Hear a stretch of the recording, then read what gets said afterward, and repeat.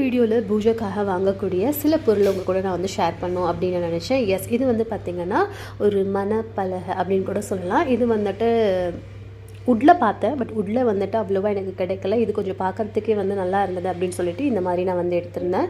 இதோட ப்ரைஸ் அப்படின்னு சொல்லும்போது 500க்குள்ளே இருக்கும் அப்படின்னு நினைக்கிறேன். அதுலேயே இதை பிளேட்டும் நான் வந்து வாங்கியிருந்தேன். இது வந்து நம்மளுடைய சாமியை வந்து அபிஷேகம் பண்ணி அலங்காரம் பண்ணுறதுக்கு, அண்ட் கூட நம்ம சுவாமிக்கு வைக்கக்கூடிய பழங்களை வந்து இந்த மாதிரி ஒரு பேஸ்கெட்டில் வைக்கலாம் அப்படின்னு சொல்லிட்டு இதுவுமே வந்து வாங்கியிருந்தேன். இந்த மூணும் வாங்குறது ரொம்ப க்யூட்டாக இருந்தது.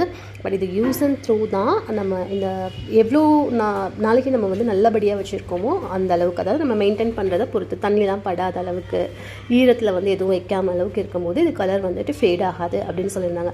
ஸோ ரொம்ப நல்லா இருக்கு இல்லையா? இதுதான் நீங்கள் பூஜையில் பார்க்கக்கூடிய அந்த வீடியோவில் இருக்கக்கூடிய திங்ஸ்.